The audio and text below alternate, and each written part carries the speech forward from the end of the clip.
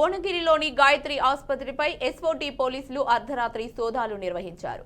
ఈ దాడుల సమయంలో ఆసుపత్రిలో ఇద్దరు మహిళలకు అక్రమంగా అబార్షన్ చేస్తున్న ఘటనను పోలీసులు రెడ్ హ్యాండెడ్ గా పట్టుకున్నారు. ఈ ఘటనలో ప్రధాన నిందితుడిగా డాక్టర్ శివకుమార్ ను పోలీసులు గుర్తించి అతనిని భువనగిరి టౌన్ పోలీసులకు హ్యాండ్ ఓవర్ చేశారు. డాక్టర్ శివకుమార్ అరెస్ట్ అవ్వడం ఇది మొదటిసారి కాదు.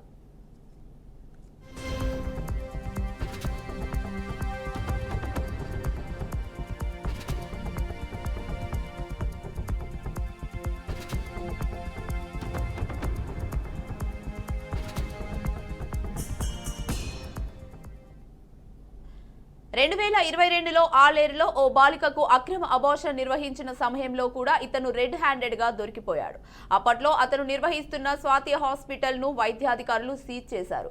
అనంతరం డాక్టర్ శివకుమార్ తన అసలు పేరు, హాస్పిటల్ పేరు మార్చి గాయత్రి ఆసుపత్రిగా మళ్లీ ప్రారంభించారు. ప్రస్తుతం ఆయన ప్రతి అబార్షన్ కు 50,000 వసూలు చేస్తూ వైద్యం అందిస్తున్నట్లు సమాచారం.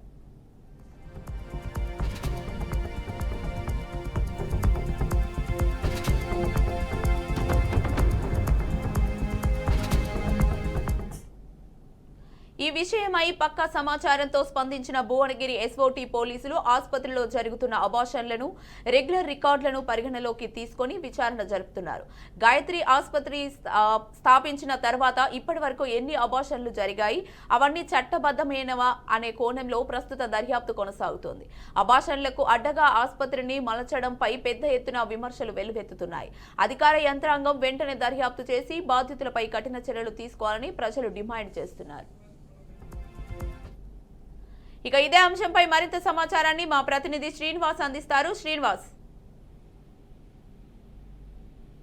తెలంగాణ వ్యాప్తంగా గతంలో నుంచి ఇప్పటి వరకు జరిగినటువంటి అనేక అబార్షన్ సంబంధించి చూసినట్లయితే ఇప్పటికీ తెలంగాణ సంబంధించినటువంటి మెడికల్ అండ్ సైన్స్ వారు పెద్ద ఎత్తున కఠిన చర్యలు కూడా తీసుకుంటున్నారు. వారిపై కూడా శిక్ష కూడా వేస్తున్నటువంటి పరిస్థితి. కానీ భువనగిరి జిల్లాలోని గతంలో కూడా ఇతను అదే హాస్పిటల్స్ లోని అబార్షన్ చేయిస్తూ గతంలో కేసులు కూడా నమోదైనటువంటి పరిస్థితి.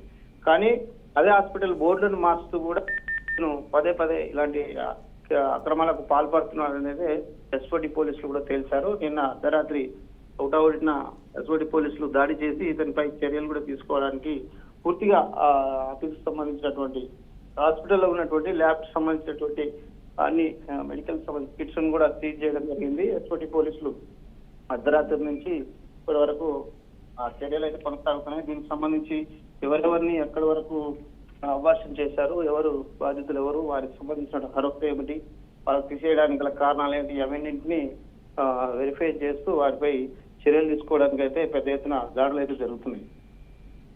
Right, thank you Srinivas.